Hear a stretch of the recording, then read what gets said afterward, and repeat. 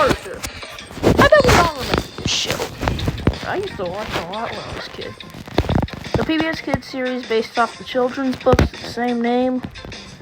Really talented. I cannot believe this show lasted for 25 years. Even if it ends, I still like talking about it. But today, we are talking about one of the craziest episodes the show's done. And no, I'm not referring to that one episode where they made Mr. Ratburn gay, which, speaking of that guy, he looks weird as a baby. How big are his butt cheeks?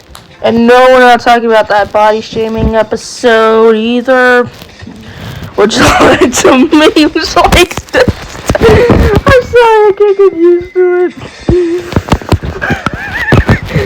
And no, we're not talking about the banning books episode. We're not talking about that episode where Buster finds misinformation online. We're not talking about the time DW dropped a lot of bad words, that being. And no, we're not talking about the episode where they dealt with the murder of George Floyd. No. Today, we are talking about the 9/11 episode. Now, to clarify, when I say this, I don't mean like, oh, this is exactly 9/11. The episode is titled April 9th, revolving around a fire at the school. So, without further ado, let's talk about this episode. So, the episode opens with Sue Ellen, who is a cat, reminiscing about a photo she got from her friend involving an alpaca, who she puts in her journal, which the journal is a key plot point of this episode. And then it cuts to Arthur's dad realizing, like, oh, he's catering for Arthur's school. Another important plot point. Something I really like about this episode, this goes for the entire series. It builds up certain plot points for each character in the beginning. Or sometimes they'll just take their time throughout the episode. I kind of prefer it in this way because it kind of builds up some stakes. Which we will get to those stakes when we get there. Arthur wants to ride with his dad in the van, but he doesn't.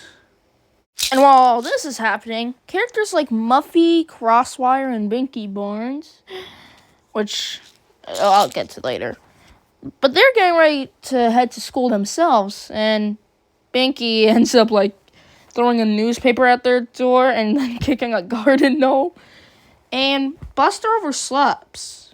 More key plot points. And then we cut to school.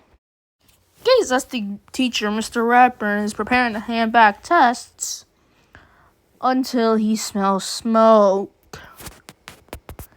In other words, the school catches on fire. Everyone's freaking out. They do like a fire drill, which I've done in real life, obviously. But Sue Ellen loses her journal, and technically loses her journal. Like, it's still in the classroom, but she can't go back and grab it. And they're walking, and Binky then sees smoke, and then we cut to the title of the episode. And then he goes out, and the school is still in flames. Firemen everywhere.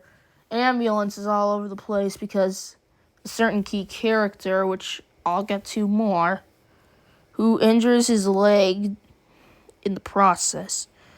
Arthur's dad is still in there as the school is on fire. Arthur's dad does end up getting out, which, thankfully, that's good. But Sue Ellen, her journal is destroyed. The fire is done. Buster ends up arriving late. I want to talk about some certain parts of the fire, though, that crack me up. Not the fire itself. It's something that has to do with the animation models of the characters. Like, just curiosity, but why are they all standing in front of the school? Usually in fire drills, from what I know, we all stand facing away from the school in case if there was a real fire, the school would, and so if it explodes, it wouldn't get in our faces. Like, why are they all standing in front? Again, I know it's a cartoon. What can you do? Also, why is there a kid smiling?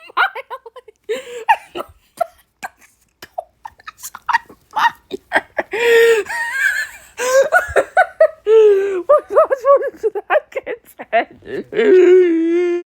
Ah, yes, the school is on fire. I will no longer have to go to Lakewood Elementary. Yes, burn school, burn, burn, burn, die and let everybody die.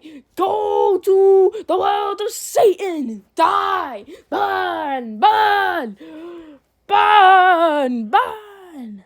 Anyway, Buster feels like he missed the whole event. And then we're shown the kids are discussing this at Arthur's treehouse. It's revealed that they have to go to another school called Mighty Mountain, being their rival school from what I remember from Arthur. And they're all reflecting on what they've heard. Like, Arthur's like, at least my dad's okay. Francine's like, I can't believe it. And apparently, Binky saw the flames. He tries to hide that it wasn't a big deal by getting Buster's ice cream away from him. After Buster acts like how he would react in a fire with all the suffocating heat and stuff, and Binky yelps at him. And then he takes the ice cream. And then they all hear Sue Ellen crying because the fact that her journal's lost. Buffy, being the spoiled, rotten brat that she is like, why is she crying over that? She can get a new journal. But Francine's like, oh, you dummy. She's had it since first grade, you jerk.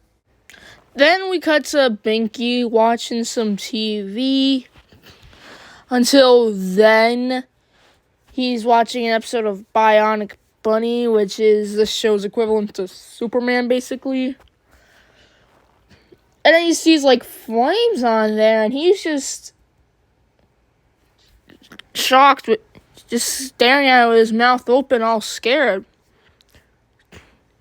Time to bring this up now. They deal with PTSD in this episode. Binky being scarred from the fire, practically. Like, he saw the flames. No one else did. Well, no one else. When I say no one else, I don't mean any of the other kids. It's frightening for him.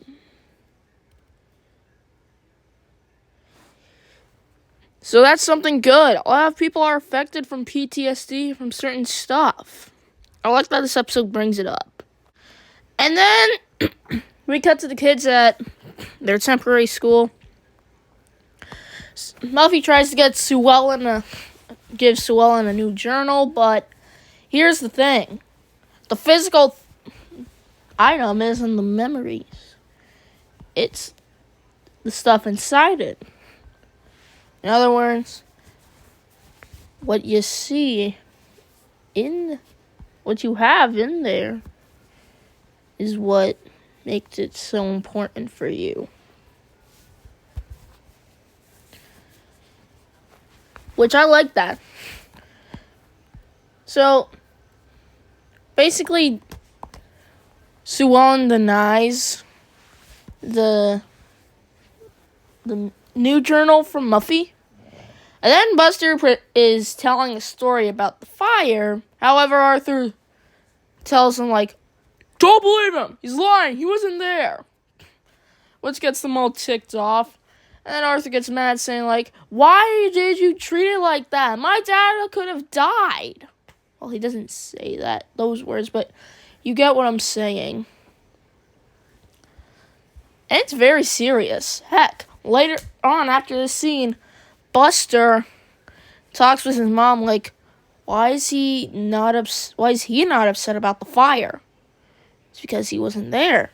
And he learns that it takes time for someone to be affected by it. However, his mom needs him to do a favor the next day. Arthur then learns his dad's next catering job is at an aquarium. And then his dad actually reveals that the school fire was caused by faulty wiring, which it's understandable. Again, this is a kid's show. And then Arthur has a dream of his dad getting into another bad, trouble, like an octopus crabs. And then he wakes up from it. And then Buster then goes to visit the school janitor, Mr. Morris, who was the person who closed the door from the fire. But in the process, he injured his leg, and he's been in hospital. Buster's mom wanted him to go visit, and this is where they kind of become a bit of friends. They both love chocolate, and they both have asthma. We even learned that Mr. Morris plays the accordion. And then we cut to school again. They're all interacting with the Mighty Mountain kids, and Sue Ellen this time accepts the journal Muffy gives to her. But then we see a hand. And then we see it near the fire alarm. They're about to be given a test. And then the fire alarm goes off.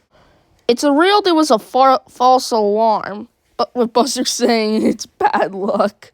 Bro, that's crazy. It's good.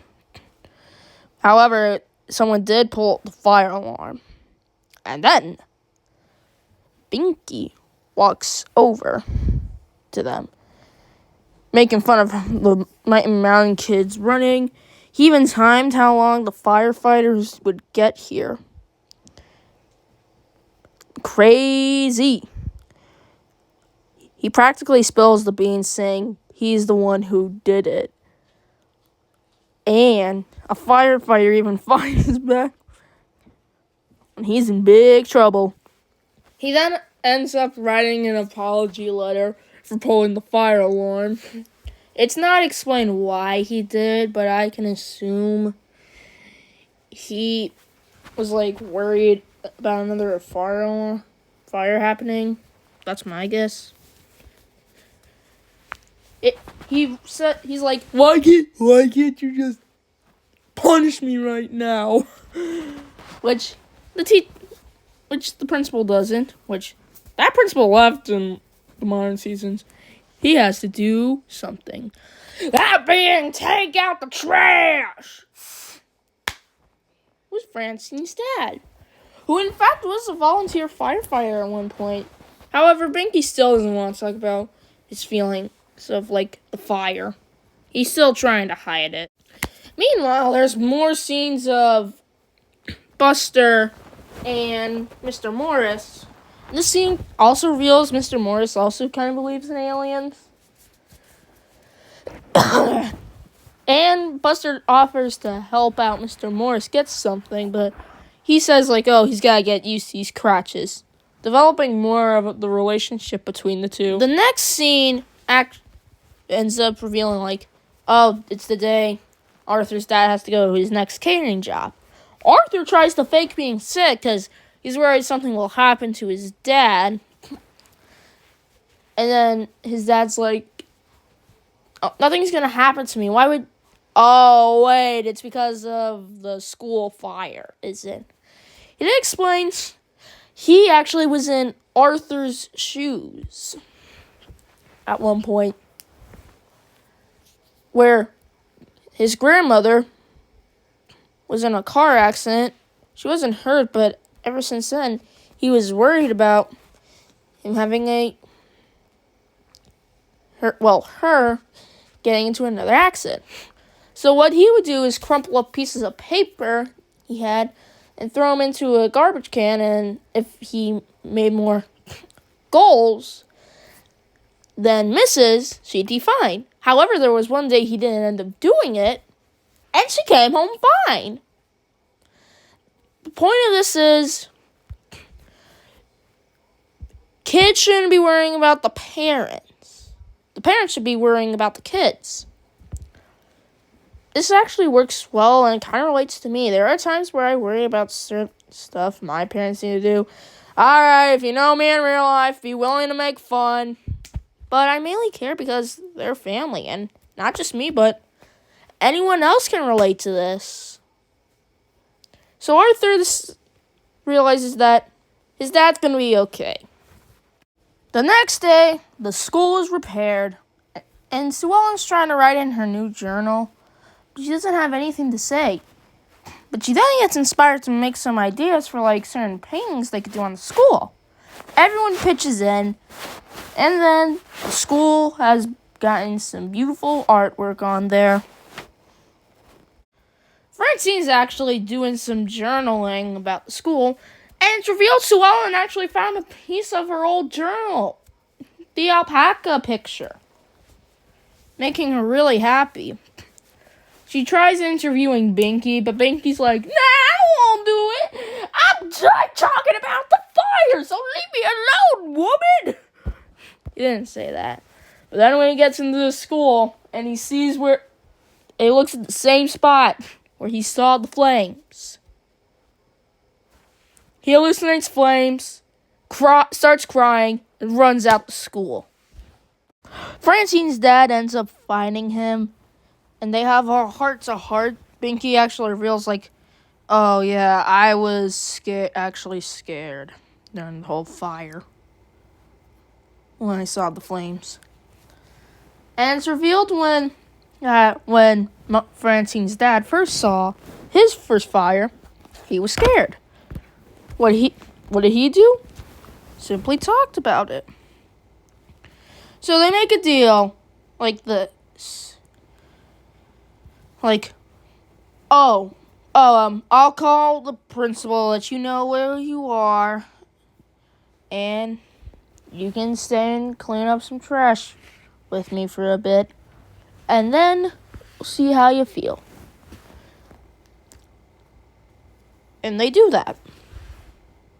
Later at school, they're all being served cake as a welcome back. And Buster asks for 2 pieces, because one for Mr. Morris, but Mr. Rapper's like, I'm sorry, Buster, but Mr. Morris isn't coming back. He's retiring. But he does give Buster 2 pieces. And then it's revealed, due to his age, Mr. Morris is moving in with his daughter in Mexico. He gives Buster his, I'm trying to remember what it is. I know what it is. I can't. I'll put it up on screen. Wait. I think it's called Accordion. I'm just gonna call it Accordion. And Buster says, I'll take great care of it. We cut over to Arthur's house at bedtime where he's doing what his dad told him. He and Buster are talking over walkie-talkies. Buster expressing, I wish Mr. Morris didn't have to move away. It's all because of the fire. With Arthur replying, but without the fire at the school, you guys wouldn't even meet. He points that out. While Arthur's dad is on his way home. Buster offers if Arthur would want him to play, if he wanted to play music for Arthur, but his dad heads home. However, Arthur does let Buster play it. And so our episode ends with Sue Ellen reflecting in her new journal about the crazy experiences gone but it opens up a new start for everybody. April 9th, in my personal opinion, was one of the best Arthur episodes, showing how the fire affects each character and showing why this was such a big deal. And just the storytelling and writing as a whole. I do have a theory on why they just decided to call it April 9th, because maybe they didn't want to traumatize any potential survivors of the real world event that are watching with their kids, or maybe kids themselves. So they're like, you know what? We are gonna make it about the school catching on fire and how that affected everybody. And it worked. So we had one of the best Arthur episodes and animated kid episodes from it. I know it's weird hearing a 13-year-old talking about an Arthur, but hey, again, I wanted to relive some nostalgia. Also, if you wanted me to talk about any of the other crazy episodes I've mentioned in the beginning of this video, let me know. Comments, you better be on.